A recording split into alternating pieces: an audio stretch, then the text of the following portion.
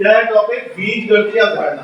ठीक है, ये हमारा बीज गणित के अंतर्गत आता है कि बीज गणित जब हम लोग स्टार्ट करते हैं तो बीज गणित में क्या क्या चीजें होती है।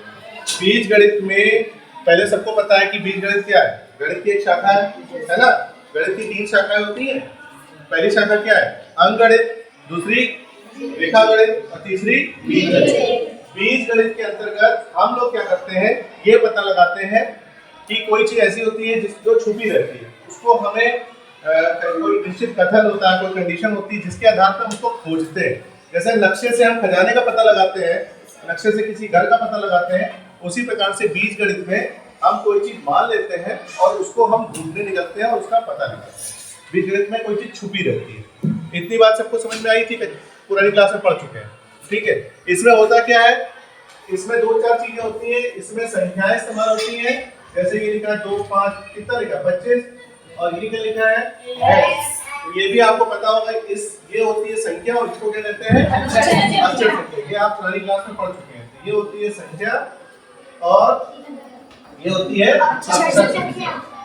इतना सबको पता है। ठीक है, और एक बात और पढ़ी थी हम लोगों ने, जो इसमें एक चीज होती है चर और एक चीज होती है अचर। चर अचर क्या होती है? जिसका मान बदलता रहता है वो होती है चर, और जिसका मान नहीं बदलता वो होती है अचर। तो यहाँ पर x का मान हमें नहीं पता है, तो ये होगी चर। क्या होगी? चर। और ये होगी अचर। इतना हम पुराना पढ़ चुके हैं ना ये चीज। अच्छा, इसके बाद आगे बढ़ते हैं। इसी में हम लोगों ने एक चीज और जानी थी, बीजीय व्यंजक के बारे में जाना था बीजीय व्यंजक। अब गणित में होता क्या है, जैसे अगर हमने ये लिखा है 2x, तो इसमें 2 और x साथ में है, यानी कि 2 गुणे x, ये 2x है। इसमें हमने प्लस का y लिखा और प्लस का 5 लिख दिया, या मान लो माइनस का 5 लिख दिया। अब क्या हुआ यहाँ पर, इसमें देखो एक 2x आया, एक y आया और एक 5 आया यहाँ पे। तो ये जो हमारे पास एक हमको समीकरण टाइप का दिख रहा है, लेकिन ये समीकरण नहीं है। ये जो हमको दिख रहा है इसमें अक्षर संख्या भी है, संख्या भी है और गणित के चिन्ह भी है। गणित के चिन्ह है ना, जैसे प्लस माइनस। चिन्हों का मतलब गणित की संक्रिया है। संक्रिया क्या होती है? गुणा, भाग, जोड़, घटाना, ये गणित की संक्रिया होती है। तो यहाँ पर हमको दिख रहा है, तो इसको हम कहेंगे बीजीय व्यंजक। क्या बोलेंगे? बीजीय व्यंजक। ये हम लोग पहले भी पढ़ चुके हैं, फिर से इसका रिवीजन कर रहे हैं। बीजीय व्यंजक, तो बीजीय व्यंजक जो बनता है, जिसे इंग्लिश में अलजेब्रिक एक्सप्रेशन कहते हैं। बीजीय व्यंजक हमेशा संख्याओं और अक्षर संख्याओं को जब हम साथ में गणित के चिन्हों के साथ लिखते हैं तो उसे बीजीय व्यंजक कहते हैं। ये मैं साधारण बोलचाल की भाषा में बता रहा हूँ। अगर आपसे कोई पूछता है बीजीय व्यंजक क्या होता है, तो आप खाली ये बताइए कि जब संख्या और अक्षर संख्याओं को गणित के चिन्हों के साथ लिखा जाता है साथ साथ, तो उसे बीजीय व्यंजक कहते हैं। इतनी बात याद आ गई? ये रिवीजन चल रहा है। ठीक है, अब इसके बाद होता था, हम लोग ने एक चीज और पढ़ी थी कि जब बीजीय व्यंजक हमको आ गया था तो हम लोगों ने चर अचर भी पता चल गया कि जैसे एक संख्या लिखी है x और एक लिखा है मान लो 5, 2 चीजें लिखी है। इसमें बताओ चर कौन होगा और अचर कौन होगा? एकदम गलत, उल्टा ही बोलते हो। जिसका मान बदलता है वो होता है चर, जिसका मान ना बदले वो होता है अचर। तो 5 तो कभी बदलेगा ही नहीं ना, 5 तो 5 ही रहेगा। तो ये है अचर और ऊपर वाला चर। और ये भी याद रखो, जितनी भी अक्षर संख्याएं सब चर होती हैं। जितनी भी अक्षर संख्याएं हैं सब चर होती हैं, और जितनी भी संख्याएं हैं अलग संख्याएं वो तुम्हारी अचर होती है, जिनके मान पता है। इसको तुम 5 ही तो बोलोगे, इसको क्या बोल दोगे? x y z बोल दोगे, नहीं ना। तो ये चीज ध्यान रखिए। तो चर अचर का कॉन्सेप्ट सबको पता है? Yes sir. अब इसमें हम लोगों ने एक चीज और जानी थी, ये हमको पता हो गई कि एक चर है और एक अचर है। अब इन्हीं के आधार पे अगर हम लोग कुछ चीजें समझे, जैसे मैं लिख रहा हूं x और 5 का जोड़, क्या लिखा मैंने? जोड़। और फिर मैं लिख रहा हूं x और 5 का घटाना। ठीक है, फिर एक चीज, 3 चीजें मैं लिखूंगा, 4 चीजें, x और 5 का। ये समझ में आ रहा होगा हम क्या करने जा रहे हैं। और फिर x और 5 का भाग, 5 का भाग। तो यहाँ पर हम क्या कर रहे हैं, अक्षर संख्या और संख्या को उस पे हम गणित की संक्रियाएं यूज कर रहे हैं, जोड़ घटाना गुणा भाग, इनका हम इस्तेमाल करेंगे और उसके आधार पे इसका हम मान निकालेंगे। तो यहाँ पे जो तुम्हारा पहला वाला है ये लिखा है x और 5 का जोड़, तो इसको हम क्या लिखेंगे, x प्लस 5। क्या होगा, x प्लस 5 यही लिखेंगे। ये क्या होगा, x माइनस 5, x गुणे 5। अच्छा एक चीज और बताओ, जब भी गुणे में होता था तो उसको हम क्या लिखते थे, जैसे x गुणे 5 को वैल्यू क्या आएगी, 5। ये चीज ध्यान रखना, जब भी संख्या और अक्षर संख्या साथ में गुणे में लिखी जाती है तो उसका जो मान आता है उसमें संख्या पहले लिखी जाती है और अक्षर संख्या बाद में लिखी जाती है। कई बच्चे गलती क्या करते हैं, x गुणे 5 को लिख देते हैं x 5 लिख देते हैं।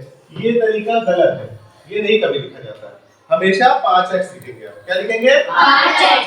4 गुणे x है तो 4 है, 3 गुणे x है तो 3 है, x गुणे 2 है तब भी 2 है, x गुणे 10 है तो 10 है, चाहे वो बाद में नंबर, अगर संख्या बाद में हो चाहे पहले, उससे मतलब नहीं है, हमें उसको लिखना पहले। ठीक इसी प्रकार से भाग है, x और 5 का भाग करेंगे तो क्या होगा, x भाग का निशान 5 और भाग को बटे में लिख सकते हैं तो आ जाएगा x बटे 5। तो ये जो हमारे पास तुम देख रहे हो चार चीजें निकल के आई है, चार चीजें निकल के आई है, एक ये वाली, एक ये और एक ये और एक ये। तो इनको हम लोग मिला के यही जो चीज थी हम बताए थे, इसको हम लोग कहते हैं बीजीय व्यंजक। क्या कहते हैं, बीजीय व्यंजक। बीजीय व्यंजक और इंग्लिश में इसको कहते हैं अलजेब्रिक एक्सप्रेशन। ठीक है, अलजेब्रिक एक्सप्रेशन। आपको बीजीय व्यंजक तो समझ में आ गया कि अक्षर संख्या संख्या साथ में आ रही है, गुणा जोड़ घटाना भाग इन चिन्हों के साथ इसको हम लिख रहे हैं। इतना समझ में आ गया। उसी को वही अगर कोई पूछता है तो आप बता दोगे कि जब अक्षर संख्या और क्या कहते हैं संख्या को हम लोग साथ साथ लिखते हैं गणित के चिन्हों के साथ, तो उसे हम क्या कहते हैं, बीजीय व्यंजक कहते हैं। यही उसकी परिभाषा हो जाती है बीजीय व्यंजक की। इतना समझ में आ गया, बिठा दें। ये अभी क्या चल रहा है, हम लोगों का रिवीजन चल रहा है। ठीक है, बीज गणित में जो हम लोगों ने अभी तक पढ़ा है, ताकि हम जो अपना टॉपिक आए उसको करने के लिए तैयार हो जाए। ठीक है, फिर आते हैं व्यंजक के पद। हम लोगों ने पढ़ा, क्या पढ़ा था, व्यंजक के पद। अब व्यंजक के पद जानने के लिए हम ऐसे समझते हैं कि मान लो एक सीट पे, जैसे यहाँ पे 4 बच्चे बैठे हुए, बैठे हैं ना, सिद्धार्थ बैठे हैं, योगेश बैठे हैं, अर्पित बैठे हैं, आयुष बैठे हैं, है ना। लेकिन हम कहें कि 4 बच्चे बैठे हैं। अब अगर मैं इसमें पूछूं वो 4 बच्चे कौन कौन है, तो तुम क्या करोगे, उनको अलग अलग करोगे। तो कहोगे सर सिद्धार्थ है, योगेश है, अर्पित है, आयुष है, यही तो बोलोगे। समझ रहे ना, यानी उन चारों को अलग अलग कर दिया, लेकिन अभी ये सम्मिलित रूप से बैठे हुए। इसी प्रकार से जब हम व्यंजक के पदों के बारे में जानने आते हैं तो हम ये चीज ध्यान रखते हैं कि व्यंजक के पद के लिए हम कैसे समझेंगे। मान लो हमने एक समीकरण लिखा, इस समीकरण एक व्यंजक लिखा 4x² plus 3x minus y plus 1 लिख दिया। दिख रहा है सबको? Yes sir. क्या लिखा, 4x² प्लस 3x और माइनस y प्लस 1। ये क्या है, व्यंजक है। क्या है ये, इसमें संख्या भी है, अक्षर संख्या भी है, और क्या है, और गणितीय चिन्ह भी है, प्लस माइनस दिख रहा है आपको, है ना। गुणा तो छुपा ही हुआ है, भाग भी लगा सकते हैं, भाग हमने इस्तेमाल नहीं किया है, इतनी चीजें की। तो यहाँ पर अगर हम ध्यान से देखें तो तुमको इसमें कुछ चीजें चर और अक्षर दोनों दिख रही है ना। इसमें चर कौन कौन है,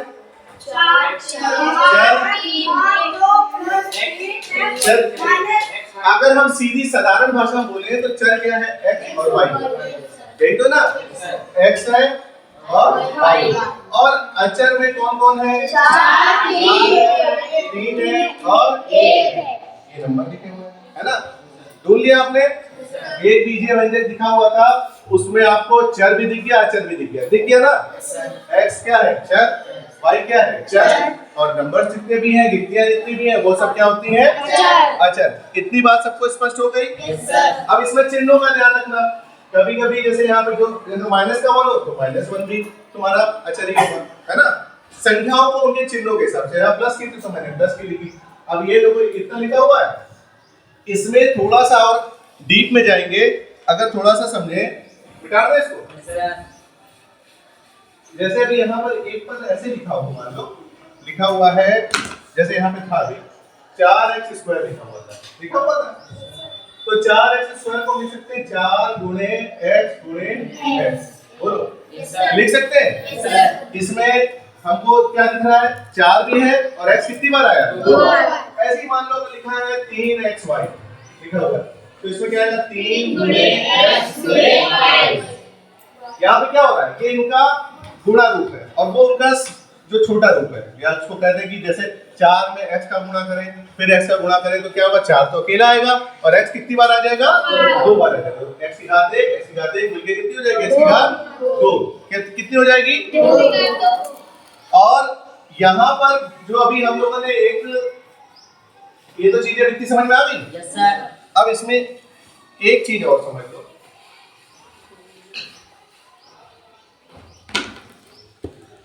व्यंजक के पद बता रहे थे ना, 4x², मान लो ये समीकरण अभी ऐसे ही बना देते हैं, ये लिख दिया, पूरा पिछला वाला क्या था मुझे याद नहीं, ये लिख दिया 4x² + 3xy - 1।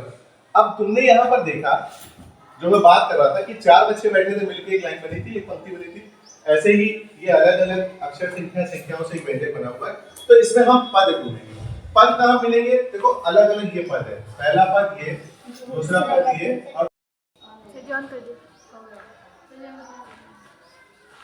चलो 4x² है और दूसरा पद 3xy और तीसरा पद क्या है, -1।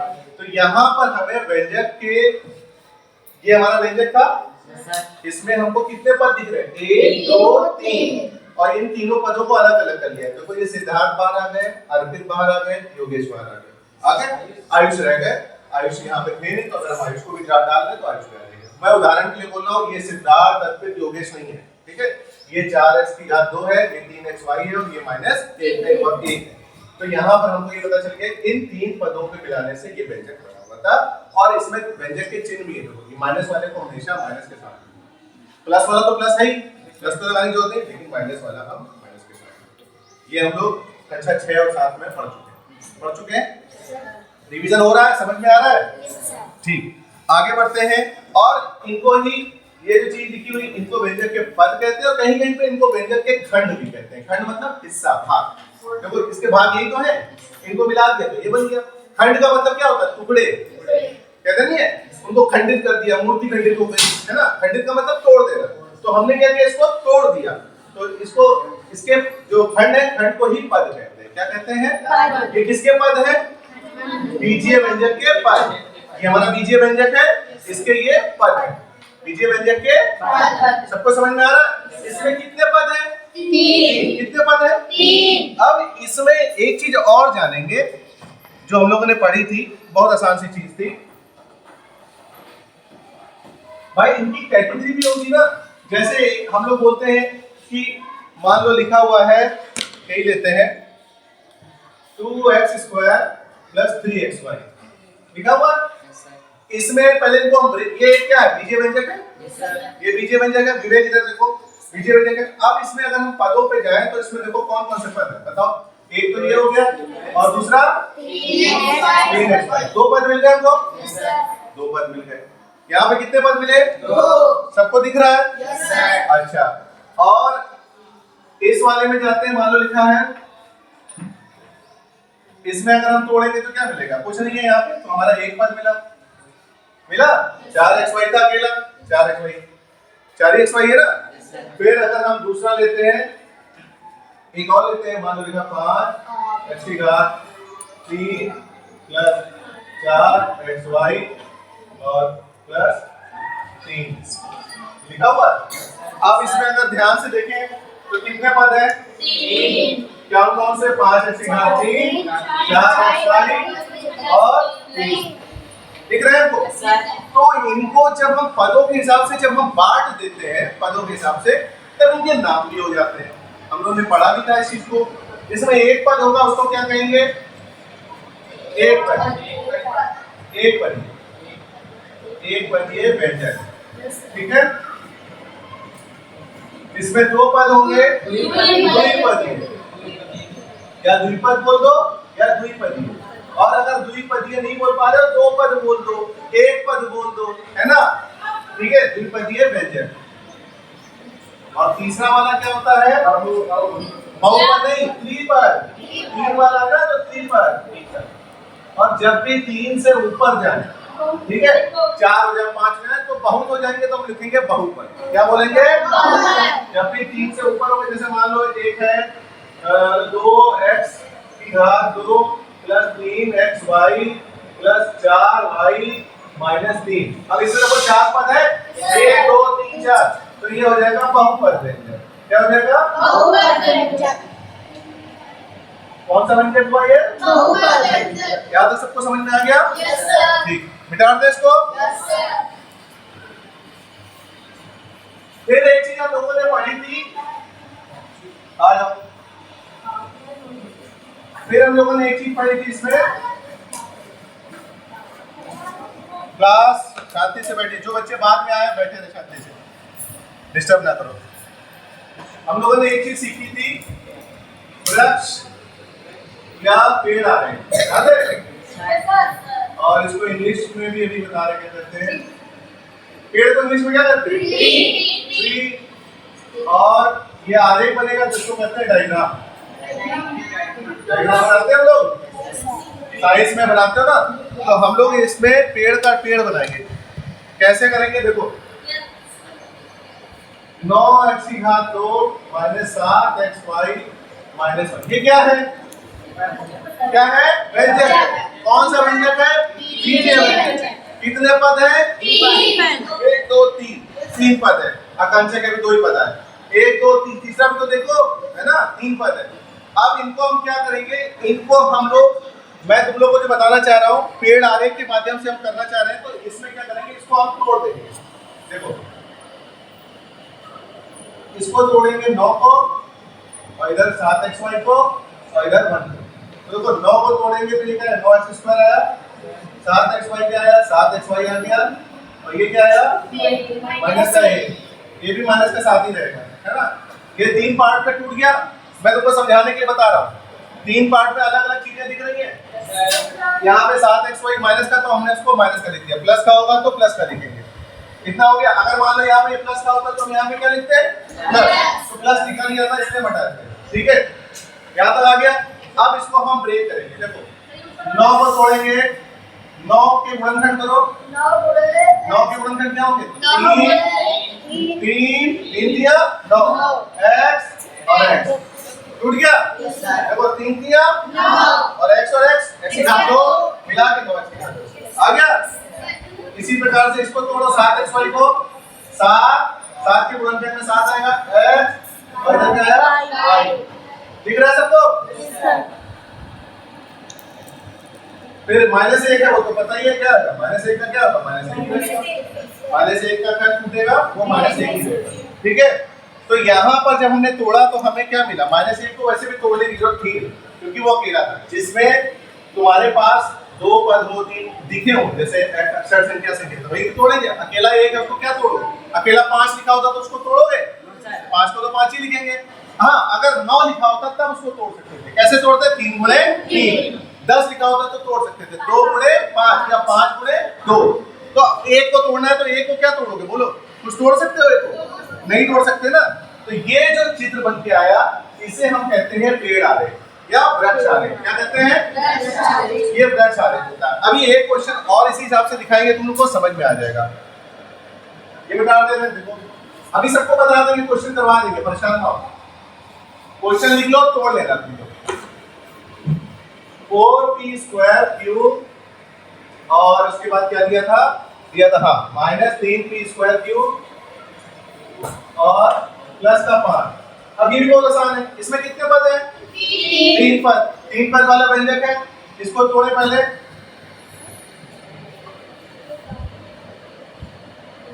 यहां से कौन निकल के आया? 4p², पहला पद आ गया। यहां से दूसरा पद आया 3p², यहां से 5 आ गया। तोड़ोगे इसको, क्या होगा? 2 p टूट गया। इसको तोड़ो, 3p क्यू। टूट गया, 5 और 5 है, 5 टूटेगा नहीं। तो ये हमारा जो टूट के आया, इसमें बताओ कोई गलती तो नहीं है? मुझे दिख रहा है गलती है, जल्दी बताओ। माइनस की, वेरी गुड। इसमें देखो हमने यहाँ पे -3 है तो यहाँ नहीं लिखा था, तो -3 में लिखेंगे। जो उसका पद हो उसको वही चिन्ह के साथ लिखेगा, प्लस हो तो प्लस के साथ, माइनस हो तो जैसे पहले वाले मैंने बताया था कि अगर वहां प्लस होता तो हम कैसे करते, तो चिन्ह। तो ये होता है वृक्ष या पेड़ आदि। तो यहाँ पर क्या हो रहा है, ये जो हमारा पद है वो और पार्ट्स में टूट गया।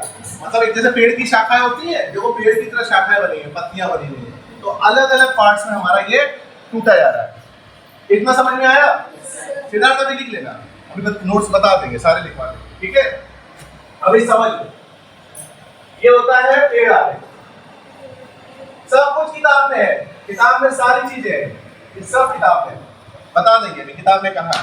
फिर आते हैं अगली चीज, पद के गुणांक। ये अभी तुम लोग याद आ जाएगा तुम्हें। गुणांक से क्या स्पष्ट हो रहा है? गुणेगांक। गुणांक का मतलब गुणेगांक, जिसका हमारा गुणा होता है उसी को तो हम गुणांक बोलते हैं। अच्छा, गुणांक हमारे दो प्रकार के होते हैं। एक होते हैं संख्यात्मक, संख्यात्मक मतलब संख्या वाले, और दूसरे कौन से होंगे बताओ? एक संख्यात्मक हो गया, दूसरा कौन सा होगा? जिसमें हम लोग बीजगणित में इस्तेमाल करते हैं ना, तो यहाँ पे बीजीय। कौन से होंगे? बीजगणित वाले जो होते हैं उन्हें बीजीय कहते हैं। कैसे होता है? जैसे मान लो यहाँ पर अभी जो लोग उदाहरण लिया था, या ये प्रतिमा बैठी है, शगुन बैठी है और चाहत बैठी है। तो अगर मैं तुमसे पूछूं, ये तीन लोग साथ में बैठे हुए हैं, ठीक है? तो शगुन के साथ कौन कौन बैठा हुआ है? चाहत और प्रतिमा।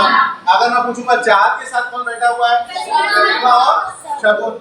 और प्रतिमा के साथ कौन बैठा हुआ है? शगुन और चाहत। यानी कि जिसको हम पूछते हैं उसके साथ में जो चीजें होती है वही उसका गुणांक होता है, उसको छोड़ के बाकी सब गुणांक होता है। अब इसमें अगर संख्यात्मक पूछेगा तो वो नंबर्स वाले गुणांक होंगे, और अगर बीजीय पूछेगा तो वो अक्षर वाले गुणांक होंगे। और इनको ऐसे समझो कि जैसे लिखा हुआ है 4xy में xy का गुणांक क्या होगा? 4xy में xy का गुणांक देखो, 4xy में xy ये शगुन है, ये प्रतिमा है, ठीक है? अब देखो तीन लोग हैं, प्रतिमा, शगुन, चाहत, तीनों बैठी हैं। अब मैंने क्या बोला था कि प्रतिमा के साथ कौन बैठा है? x। प्रतिमा अगर 4 नंबर की सकती है तो xy कौन हो गया? तो हमने बोला xy बैठा हुआ है। अगर मैंने पूछा y के साथ कौन बैठा है? 4x। लेकिन अभी यहाँ पर क्या पूछा xy दोनों को ले लिया, यानी कह रहा है चाहत और शगुन के साथ कौन बैठा है? प्रतिमा, यानी कि 4 नंबर। तो xy का गुणांक क्या होगा? 4। प्रतिमा मत लिख देना सब लोग, ठीक है? वरना प्रतिमा कहेगी हमको सब लोग लिखे दे रहे हैं वहां पे। तो जिसको पूछा जाता है उसके साथ जो रिमेनिंग होता है वही हम लोग गुणांक के रूप में लिखते हैं। अच्छा, यहाँ बताओ xyz का गुणांक क्या होगा? 9xyz है, अर्थ है 9xyz में xyz का गुणांक क्या होगा? 9। बहुत आसान है। ये कौन से गुणांक लिख रहे हैं हम लोग?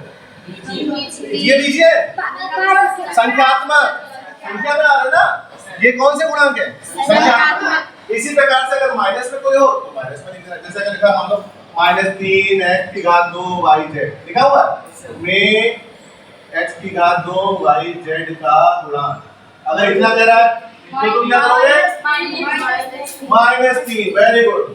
ये हमारा यहाँ पर गुणांक का कॉन्सेप्ट खत्म हो गया। गुणांक दो प्रकार के होते हैं, एक होता है संख्या वाला जिसे संख्यात्मक कहते हैं, और दूसरा होता है बीजीय जिसे हम लोग बीजगणित में इस्तेमाल करते हैं, जैसे अक्षर संख्या वाले। इतना आ गया।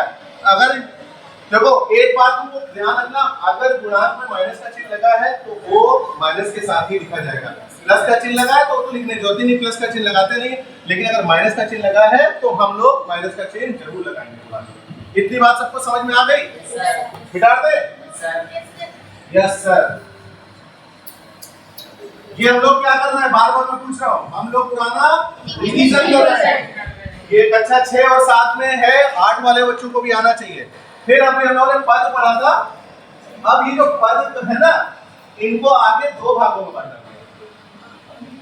पद जो है, पद जैसे भी हम लोग तोड़े थे ना अलग अलग, जैसे 4 पद बैठे हैं, सिद्धार्थ, योगेश, अर्पित, आयुष, 4 पद थे। इनको भी एक इनकी भी कैटेगरी है, जैसे बच्चों की कैटेगरी होती है, कोई पढ़ने वाला, कोई खेलने वाला, कोई लड़ने वाला, कोई उधम काटने वाला। तो यहाँ पर भी पदों को बांटा गया है। तो एक चीज होती है, पहला होता है सजातीय पद। क्या होते हैं? सजातीय पद। ये मेरे ख्याल से सबको पता होगा। और दूसरा होता है विजातीय पद। पढ़ा होगा, कक्षा 6 में पढ़ा था। और इसको कहते हैं समान पद भी कहते हैं। क्या कहते हैं? समान पद भी कहते हैं। और इसको वेरी गुड, असमान पद। नाम से स्पष्ट हो गया। समान मतलब एक जैसे, और असमान मतलब अलग अलग। और इसको इंग्लिश में कहते हैं लाइक टर्म। क्या कहते हैं? Like term. टर्म पद को इंग्लिश में टर्म कहते हैं, ठीक है। और इसको कहते हैं अनलाइक टर्म। क्या कहते हैं? Unlike term. लाइक मतलब जो एक जैसे, और अनलाइक मतलब जो अलग अलग। समझ रहे हैं? इतना समझ में आ गया? अच्छा, अब इसमें आगे बढ़ते हैं। जैसे लिखा हुआ है, ये मिटा दे।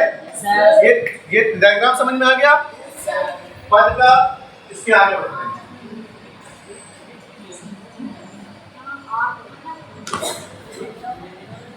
इधर सब बच्चे इधर देखें। जैसे लिखा है 7p² y और लिखा है -7py²। दिख रहा है सबको? इसमें अभी मैं समझाने के लिए यहाँ पर इजी रखता हूँ। ये आपको दोनों में क्या दिख रहा है? पढ़ के बताइए। एक में क्या लिखा है? 7। दोनों में अच्छा, अभी नंबर भी दोनों में एक जैसे। मान लो हमने यहाँ नंबर चलो 4। आप बता दो, ये बताओ क्या ये लोग जो दोनों लिखे हैं ये सजातीय हैं कि विजातीय हैं? विजातीय हैं।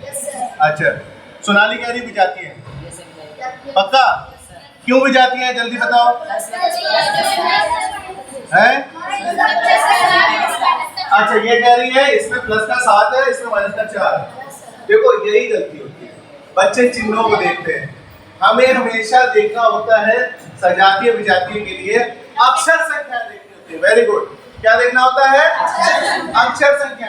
अब यहाँ पर देखो, इसमें पहली अक्षर संख्या क्या है? p। p के ऊपर घात कितनी है? 2। यहाँ पर क्या है? y। इस पे देखो p घात 2y एक जैसा है।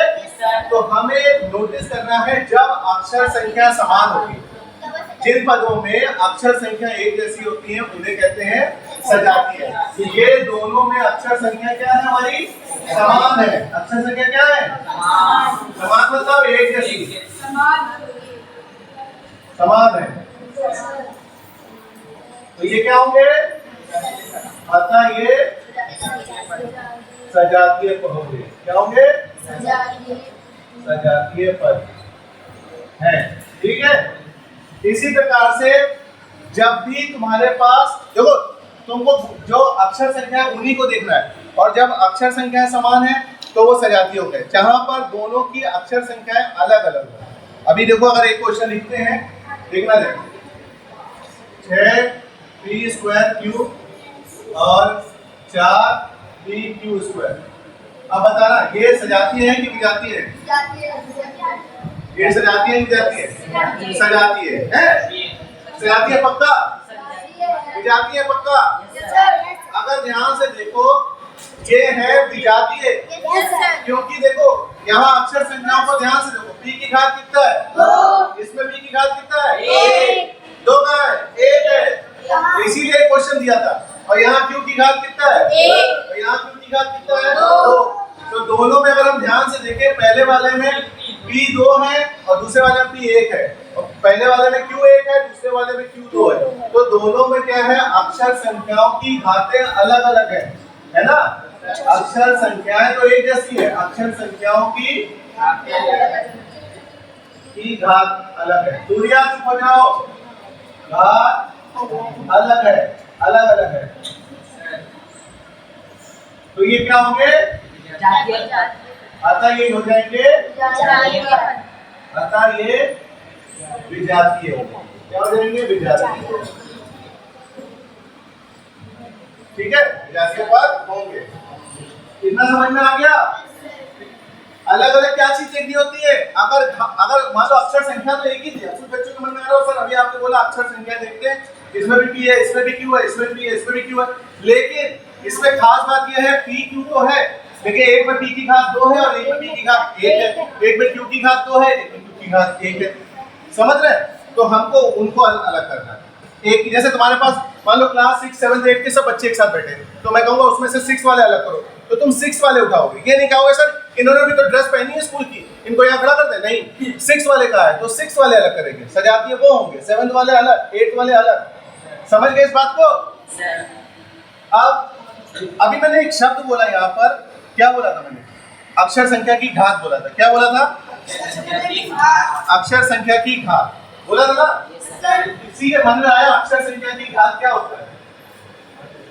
घात होती है, अरे वाह, हम कहते हैं पानी क्या होता है? पानी होता है ना? ग्लास क्या होती है? ग्लास होती है ना?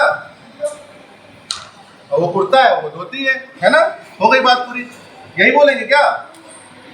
आते हैं जो घात होती है उसको हम लोग कहते हैं व्यंजक की डिग्री, क्या बोलते हैं? व्यंजक की डिग्री। हाँ, व्यंजक की डिग्री। अब डिग्री ऐसे बस समझो कि हम पास हो गए, हमको डिग्री मिल गई, वो वाली डिग्री नहीं, बुखार चढ़ गया कितने डिग्री टेम्परेचर है वो वाला भी डिग्री नहीं, यहाँ पर हमें ध्यान देना है, कह रहा है व्यंजक की डिग्री, यानी कि जो हमारे पास अक्षर संख्या हो, व्यंजक की डिग्री का मतलब जो चर संख्या हो, चर की उच्चतम घात, उच्चतम मतलब सबसे बड़ी उच्चतम घात, और जो माइनस में ना हो, उच्चतम घात ऐसी घात हो जो माइनस में ना हो, माइनस मतलब माइनस के चिन्ह के साथ ना हो, चर की उच्चतम घात हो जो माइनस में ना हो, ये भी ध्यान रखना, अगर चिन्ह लगा हुआ है तो तुम्हें, अब चर क्या होता है सबको पता है, चर बीजगणित में अक्षर संख्या होती है, और अक्षर संख्याओं के ऊपर जो घात लगी होगी उसी को हम बोलेंगे व्यंजक की डिग्री।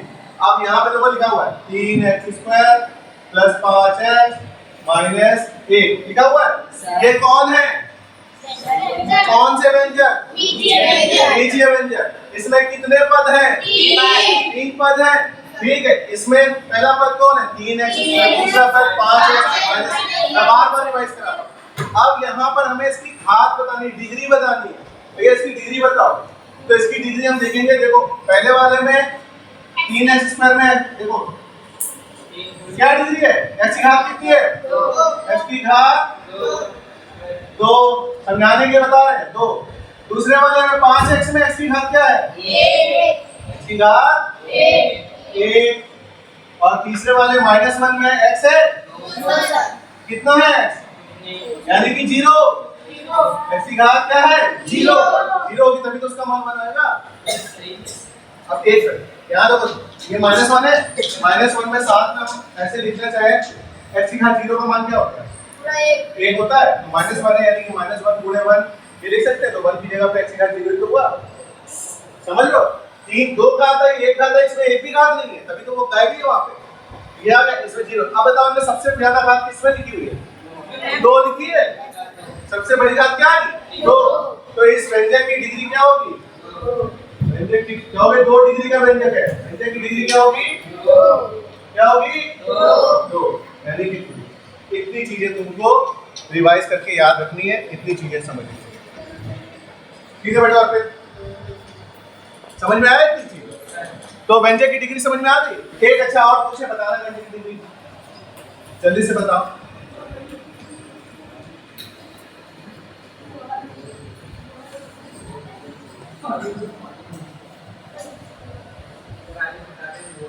हाँ बताओ, जल्दी बताओ, आयुष बताओ, इसमें जल्दी बताओ व्यंजक की डिग्री क्या होगी? इस व्यंजक में व्यंजक की डिग्री क्या होगी? देखो ऊपर परिभाषा लिखी है, व्यंजक की डिग्री मतलब चर की उच्चतम घात, चर की उच्चतम घात कितना होगा? 3। देखो ये भी चर, ये भी चर, ये भी चर, इसमें चर की घात कितनी है? 3। इसमें कितनी है? 2।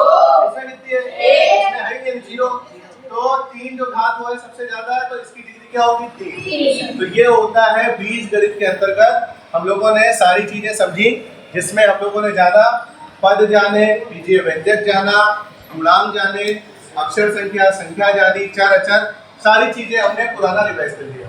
तो कल जब हम लोग अपना क्लास रिवाइज करके बाद जो हम लोग अपनी क्लास में पढ़ेंगे तो हमको पुराना ये सब याद रहेगा, ठीक है? क्लास यहीं पे खत्म करें? Yes sir. ठीक।